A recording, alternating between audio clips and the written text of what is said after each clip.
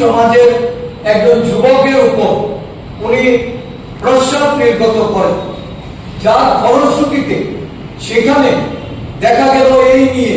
একটা আদিবাসীদের মধ্যে একটা জন আন্দোলন সেখানে শুরু হয়েছে, যার নেতৃত্বে ছিলেন আমাদের সর্বভারতীয় আদিবাসী কংগ্রেসের চেয়ারম্যান, যিনি মধ্যপ্রদেশ থেকে নির্বাচিত একজন বিধায়ক এবং সেই রাজ্যে উনি দীর্ঘদিনে যুব কংগ্রেসের সভাপতি হিসাবে সেখানে কাজ করেছেন, যার উনি ব্যক্তিগতভাবে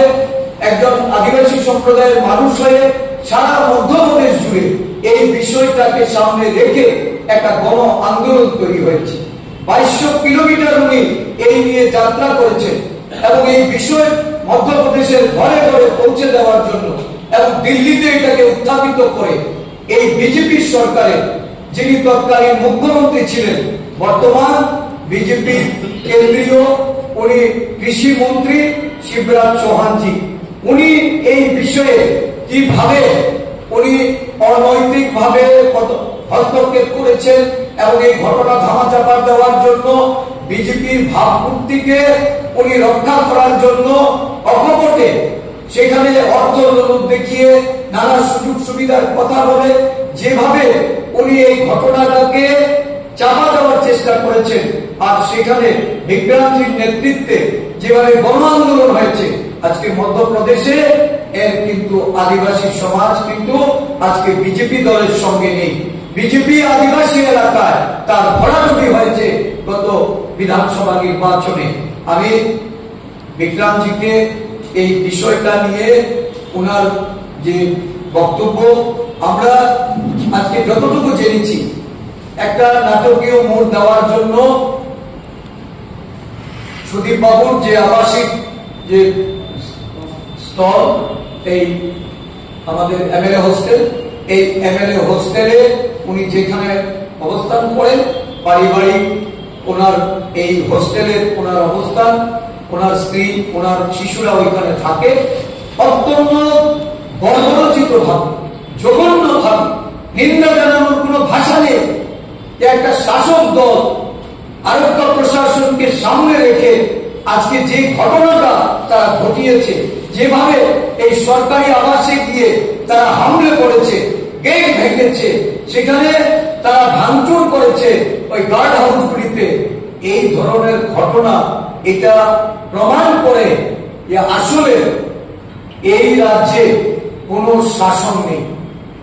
এই রাজ্যে মুখ্যমন্ত্রীর মুখে যত কথাই বলো, সুশাসনের কথা বলো, মুখ্যমন্ত্রী তার নিজ দলীয় যে কর্তৃত্ব,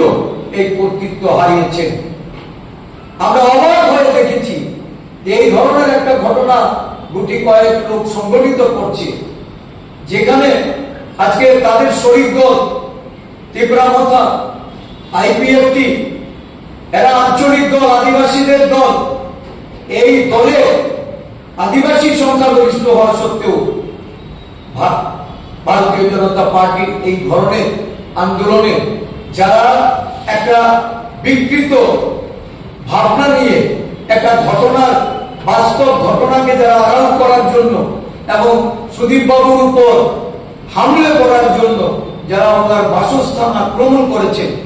আজকে সেইখানে কিন্তু আমরা ত্রিপুরামথাকেও দেখিনি, আইপিএফটিকেও দেখি। কি কারণ এটা? কেন আজকে আদিবাসীদের যারা প্রতিনিধিত্ব করছেন তাদের শরিক দল হিসাবে তাদেরকে কেন দেখা যায়? তার মানে এই যে নাটক মধ্যস্থ করার জন্য যারা প্রশাসনিক ক্ষমতার অপব্যবহার করে, প্রশাসনকে উপেক্ষা করে এবং একটা সরকারের এই যে ঘোষণা আজকে বিরোধী দল হিসাবে, বিরোধী দলের নেতা হিসাবে কোন কর্মসূচিতে গিয়ে যখন বক্তব্য রাখবে, আমরা লক্ষ্য করছি এই রাজ্যে বিরোধীদের তাদের গণতান্ত্রিক অধিকার রুদ্ধ করা হচ্ছে। মারপিট করে, অফিস ভাঙচুর করে, বাসস্থানে আক্রমণ করে যারা বিরোধীকে দাবিয়ে রাখতে চায়, আসলে বাস্তব ঘটনা এটা কিন্তু কখনো লুপাট করা যাবে না, সেটাকে ঢাকা দেওয়া যাবে না, এবং সেটার জন্য সম্মুখে আসলে তার থেকে কিন্তু তারা কখনো এই আদিবাসী সমাজের কাছে তাদের এই যে বার্তা, এই বার্তা কখনো এটা সঠিক হবে না, এটা ভুল বার্তা। আমরা তার তীব্র নিন্দা জানাচ্ছি, ধিক্কার জানাচ্ছি এবং অবিলম্বে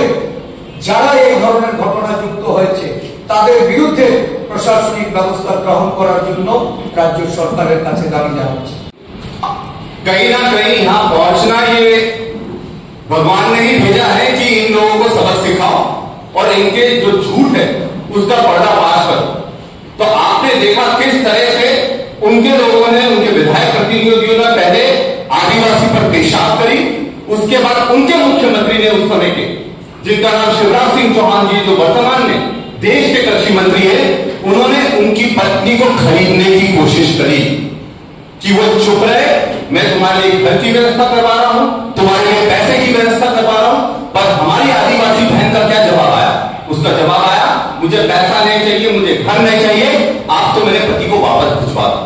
तो वापस किसको भिजवाते? कोई उठाकर ले गया होगा तभी भिजवाते। तो ये पूरी पार्टी गुंडों की पार्टी, और इस तरह से ये आदिवासियों को शोषित करते हैं,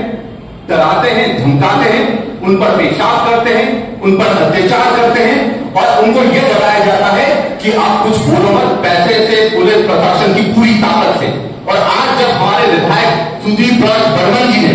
कोशिश करी सच्चाई सबके सामने लाने के लिए, तो कुछ लोगों को उन्हें भेजकर उनका विरोध करवाने की कोशिश करी। पर भाजपा को मैं बता दूं, हम लोग आपके गुंडों से डरने वाले नहीं हैं। हम लोग राहुल गांधी जी की सेना है और हम लोग पूरे दम से लड़ाई लड़ेंगे, और जो सच्चाई हम आपके सामने लाना चाहते थे वो हम सब आप सबके सामने लेकर आए हैं। साथ में एक और महत्वपूर्ण मुद्दा मैं आप सबके सामने लाना चाहता हूं कि जो यहां पर ऑटोनॉमस डिस्ट्रिक्ट काउंसिल है,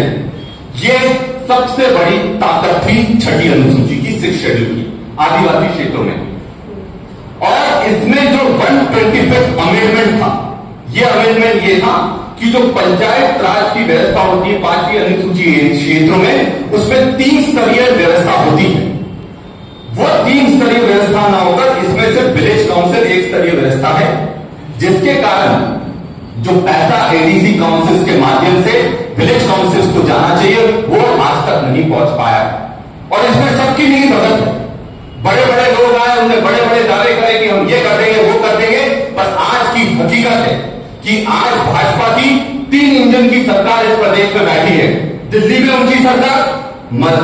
त्रिपुरा में उनकी सरकार, एडीसी में उनकी सरकार, और फिर भी आज तक आदिवासियों को उनका अधिकार नहीं दिया है। तो हम आपसे के माध्यम से ये बताना चाहते हैं कि हम लोग पूरी ताकत से 125th अमेंडमेंट जो होना चाहिए 6 शेड्यूल में, उसकी लड़ाई शुरू कर रहे हैं। और इसमें